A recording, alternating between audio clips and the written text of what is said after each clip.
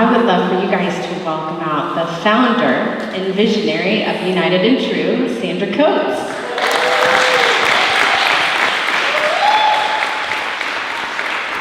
Okay. Hi. Come sit down. We've joked about we need to get together and have coffee and it's been forever. So we could just do that right now if you want to. We could. Yeah. Okay, good. I did. Oh, both did. So if you don't know, I'm not as tall as Sandra. So we have to be very strategic in our shoe wear. Yes. Yeah, our shoe game. So you have a little heel on, but if I show up in flats and you show up in heel, it's just ridiculous. We look crazy. And we've hosted enough to know together that she will text me, what shoes are you wearing, that morning, so we can make sure. But we're sitting, so we're cool. I'd love to have our coffee talk right now, but we have important things to talk about right now. I know you guys know all about Sandra, but let me tell you a little bit more about her. She's a speaker. She's a fashion model. We saw that last night, right? She's an author of a brand new book, None Like Her. You guys get your copies. You have worked for many years as a nurse manager at the Pregnancy Medical Clinic or the Kime Center, CPC. What is your title now? There. It's complicated. You're kind of a spokesperson. I am. So I'm transitioning. I still work on the medical team as a nurse manager, and then I also do, we're starting a YouTube channel and speaking with our donors and all of the amazing people that make CPC happen. And so I'm on that side as well as doing some training. And I've gotten to write some devotionals for our ministry operations team because they are in the battle every day, yes. And that's been really fun. Yeah. A little of everything. And you work with Young Life, you mentor young ladies. I do. I love Young Life. Young Life helped shape who I am, where I saw God, where I recognized God is so fun, and He wants to give us life to the full, in John 10:10. And so my heart is for Young Life. I joke that the conference and doing fashion and runway is the best Young Life Club event I've ever been to for ladies. But I have an outreach heart, and I love to be able to be authentic and real, and I love meeting people and connecting with women. So. Yeah. You're part of our women's ministry team here at Real Life. We do that as well. And then there's some things that you love, but I think people just need to know that you love. We already know you love fashion. If you don't know she loves fashion, I don't know how to get you there, but she loves it. And you love yoga. I do. And she's a connector of people, connector of new friends, old friends, connecting people together. It's really a gift that you have. Some call me a wooer. A wooer. Ooh. It's like a strength finder thing. Yeah. But anyway, I'll take it. Yes. I love it. I would like to be called a wooer. That sounds wonderful. You've been married to your husband Brett for how long? It will be 19 years, October 26th. Oh. Yes. You have 3 boys, 3 very handsome boys. They are. Yes, they are. And it's a good thing. They're wonderful. They are. They're boys. Yes. So, Each unique and special with their own special smells. Yes. And everything. I need a lock on my pantry. And you thought that wasn't enough, so you guys also got a German Shepherd anchored during the pandemic. Right before? During. Right the week of the fashion show. That's a perfect time to get a dog. I don't know about you guys. He's a boy too. Yeah, so you're that queen of the castle then. Okay, so I want to talk to you about your book. I'm so proud of you too, writing this book. I know this has been a labor of love, and it has not been easy for you, and you've had to be very vulnerable. So I appreciate that. I know these ladies appreciate that. You guys got to dig into this. It's so good. Can I ask you, what prompted you, because I know you resisted writing this book. So what made you write it?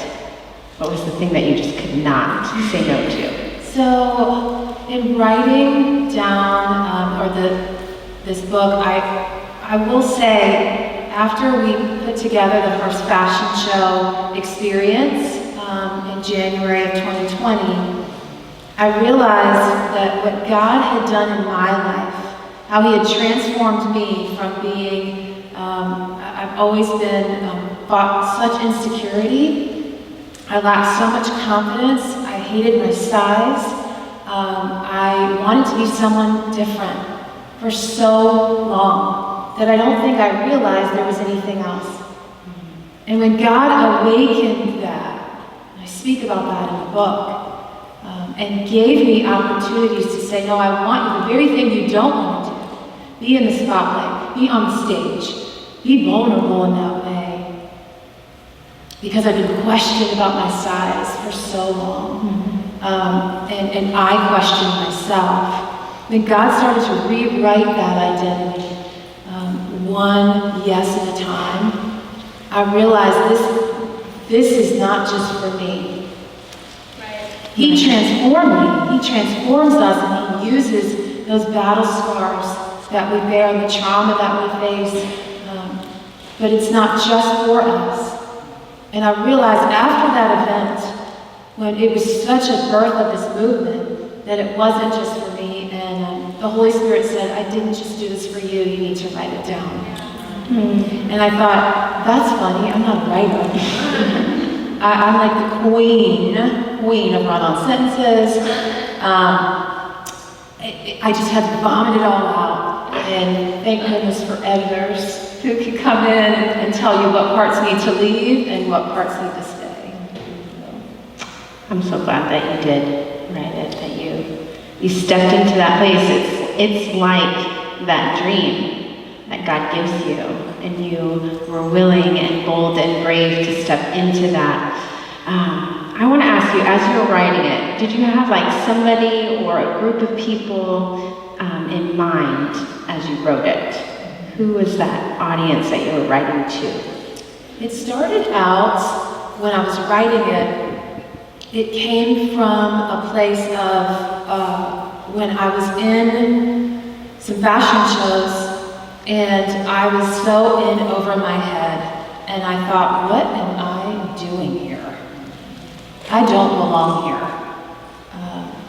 And I remember, so one of the designers, Salome, who was here last night, I was in one of her fashion shows in Richmond. So many exquisite models, professional full-time models from all over the world came.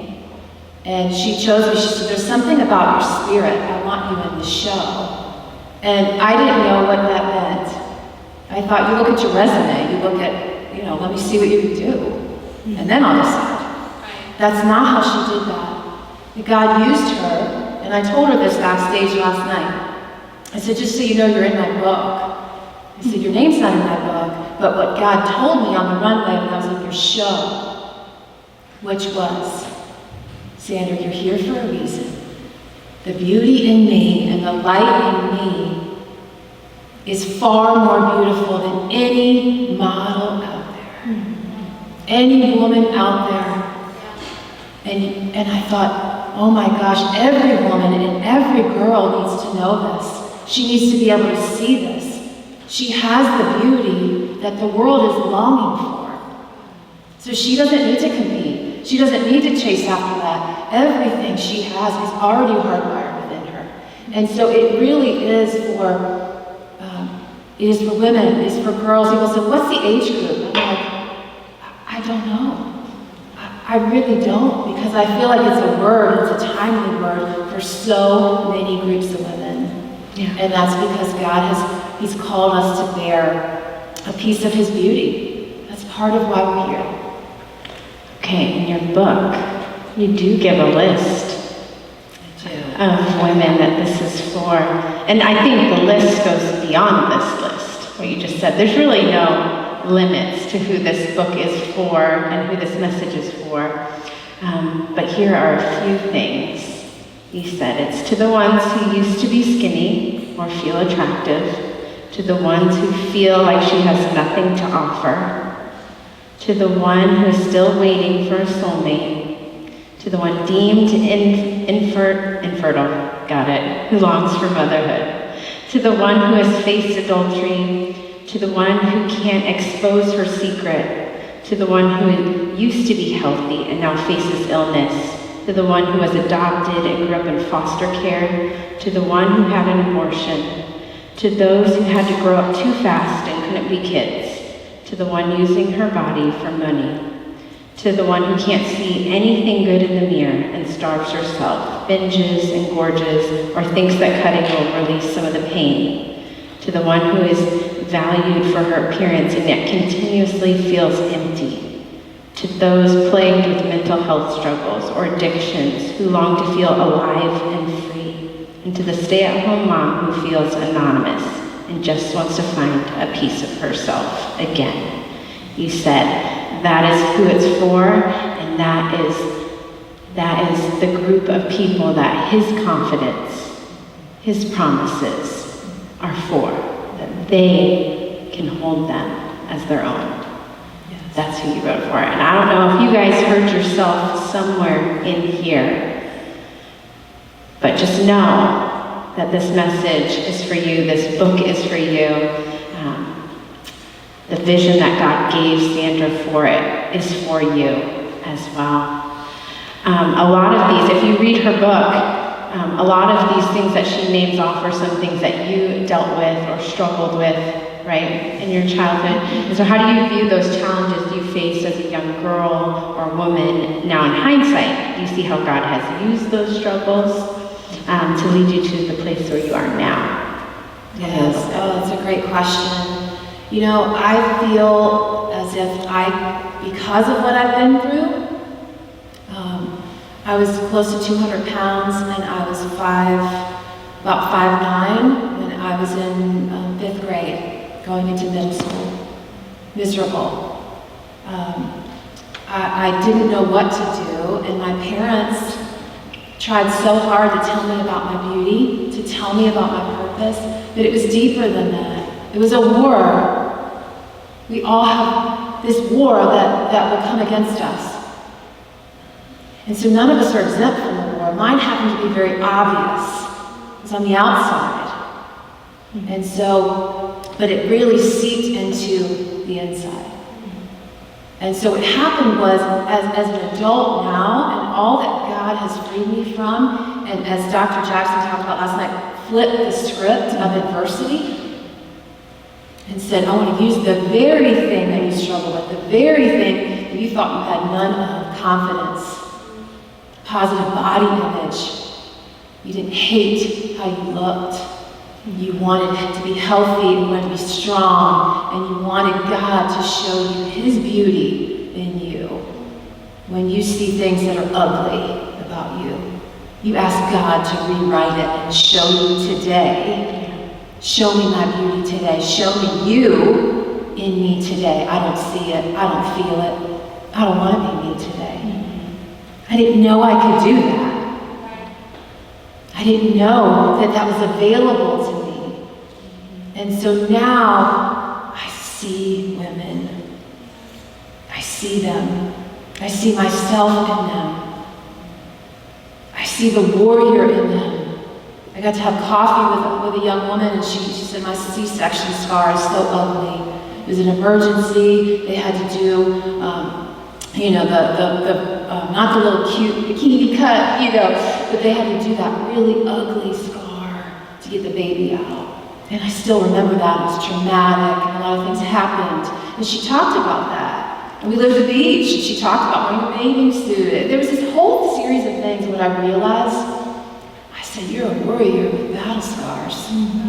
And so am I.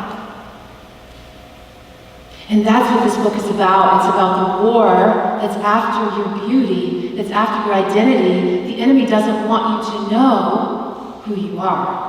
Right. Because you're dangerous. I talked about that at the very beginning. You're dangerously good. And so if the enemy can keep you from understanding that, you think you're too far gone, you're too this, you're too that, But then you start to believe it. All the while, God's like, oh no, go look. For me, it's nature. Go look at a sunrise. Go look at that. Do you see that magnificence? That's what's in you. That beauty, that power, that radiance, that's what's in you. Now do you see the war? And that's what I see. And it's in me, so don't think that I've arrived. It's in me too. The fight. Yes, it is. I think just from reading your book and just knowing you too, and hearing, Virja talk last night, and Vernisha talk today, and Chelsea talk today, and how God uses the very things that we thought would destroy us to bring freedom to other people, keeps us in such a vulnerable state where we can feel like, but if I expose this part of me again and talk about how I felt about myself, like, it's just going to eat away at me, it's just going to destroy me, or it's just going to make people look at me a certain way or think a certain thing about me. But instead, it does something different. In our women's ministry, our ministry verse is Psalm 34:5. It says, those who look to him are radiant, and their faces shall never be ashamed. And I was thinking that verse as you were talking, and then you talked about the radiance of him. And I just think about when we keep our eyes on him, when we look to him, when we focus, when we align our hearts with his, then we look different. And even our story looks different when it's in the light of his truth and his goodness, and when we tell it for the sole purpose of pointing to the goodness of God, right? And the end of that verse where it says, and they shall never be ashamed, like that's the key. We get to tell our story before and what God has done for us, but also with the guarantee that we don't hold on to any of that shame anymore. And we get to live in that freedom. Okay, so this book. Okay, so say we're reading your book and we close the final page on your book. You've kind of said it, but I want you to say it again. What is the one thing that you hope that we hear as we turn that final page in your book? Okay, well, it's two things. Okay, that's fine. I like two things, that's all. Yeah. Okay, first one comes from the very end of the page, and that is where we talk about the verse in Hebrews that talks about that all of those heroes of the faith, they were not given what they thought. They were promised, but something better. So here on this life, in this life, we face adversity, we face pain, we face things that are unfair, we face trials that are bigger than us. But know that we are on a battlefield together. And so it's a movement together. It's rallying that reader to say, you come with your scars, you come with your insecurities, you come with all of it, and we fight together. Join us. Because together, we are God's warriors, and he's chosen us. That's the big message. The other one comes from the epilogue story at the end. And that one is such a personal message from me and what I've gone through about wanting a daughter. And how God spoke to me. And so the message to anyone reading it is, you're the girl. You're the one. You're the one. And he sees you. Nothing stirs his heart more than when he sees you. And he has love for you, purpose for you, and a plan for you that you can't imagine. And it's through the pain, and it's through the journey.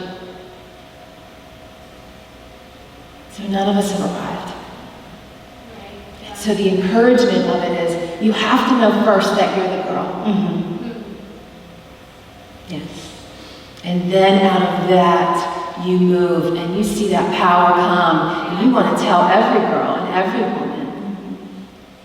And that's the beauty of God in that. I love that. I love that. You can't tell another girl that she is that until you receive that and you stand in the identity that He's given you, He's spoken over you. It's beautiful, beautiful. I found this raffle ticket in my book. It's crazy. And It's a sign. It is. I found it. And so we have one more gift to give away, and it includes Sandra's book as well. You will be out there signing books afterwards, right? Yes, Okay. I will. And so will you, Vernisha? You'll be out there? All right.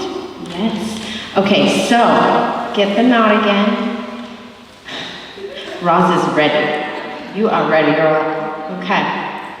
Okay. 3, 5, 4. You gotta raise your back there, yes.